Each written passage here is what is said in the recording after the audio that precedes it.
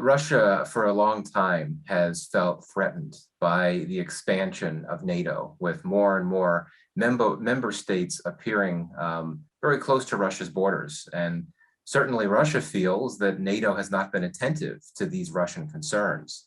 And I think that it's certainly important to acknowledge the other side's view, for sure. But I think that it's quite clear that NATO's reasons for expanding over the years have not been meant to threaten Russia. They have been meant to defend themselves from potential aggressions, including from Russia.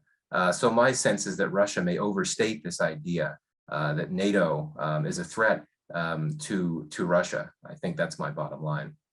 What we've seen in recent years has been a growing partnership between Russia and China, which of course are the two big rivals of the US and many Western countries.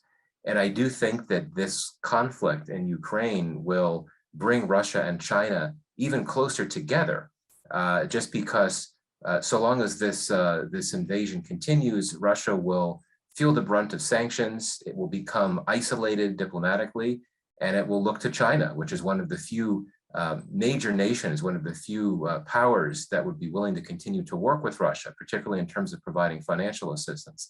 So on one level, I think we'll see what had already been a rising trend of the increasing influence and power of two key rivals of the United States, Russia and China. And those two countries will become even more closer. I think there's also something to be said for the limits of US power and the limits of the power of the US and its Western allies, in the sense that what have we seen over the last few years globally?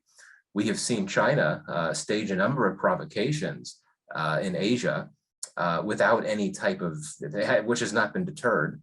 And now we've seen Russia stage this invasion of Ukraine less than a decade after it annexed Crimea, which also had not been deterred. So I think one can raise the question is whether there are limits to the ability of the US and its key partners to deter these aggressions by major rivals of the US and its partners.